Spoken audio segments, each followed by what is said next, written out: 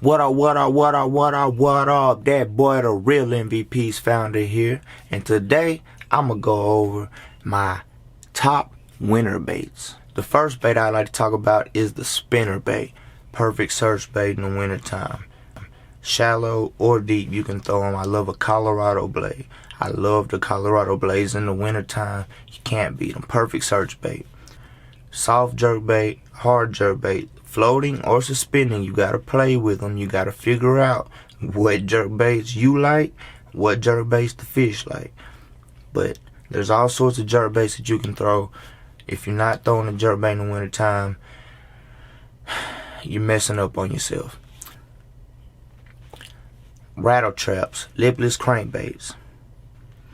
If it's windy and you don't have a lipless crankbait tied on, it's a mistake. Finesse swim baits, those go along with the grubs. Give them an easy meal to eat, a small easy meal to eat, something they're not scared of. Grubs, swim baits, those would be my next two baits that I would throw. Grubs and swim baits. I mean the smaller swim baits and the little Fat Albert grubs. All white head, all white grub for grubs. Play with the colors on swim baits, figure it out.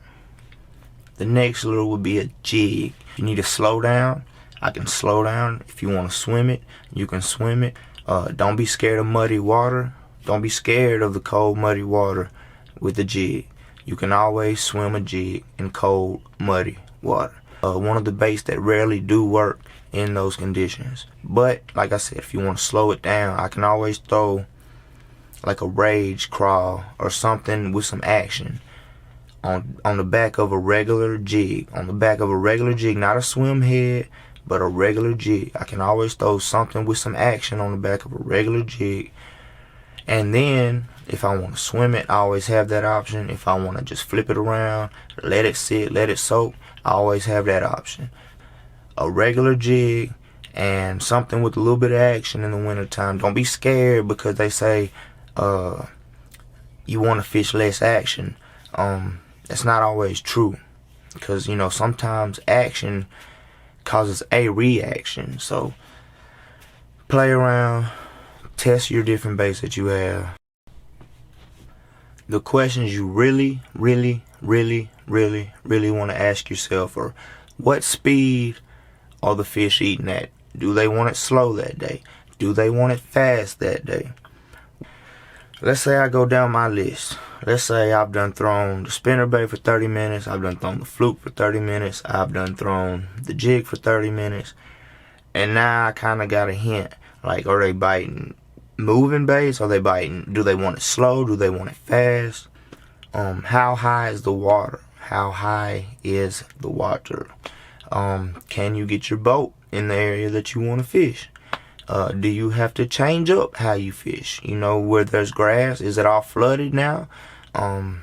Or where there's usually water, is there no water, and you have to find out where the fish are staging? Is it windy? How windy is it? You know, if it's windier, you want to throw your moving baits like your rattle traps, your spinner baits, you know, your swim jigs, things like that. If it's not as windy, if it's real still, sometimes letting a bait soak, letting a bait sit, throwing a fluke, not popping it very fast, throwing a jig, letting it sit, letting it soak, sometimes that'll be your best bet.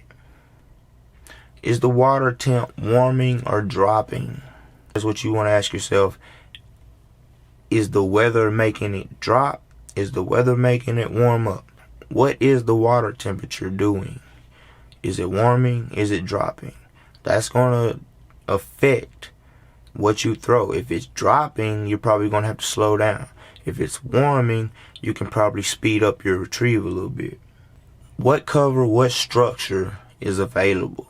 Like I said, this goes along with what is the water doing as far as, is it dropping, is it rising, is it stable where it usually is? What cover, what structure is available?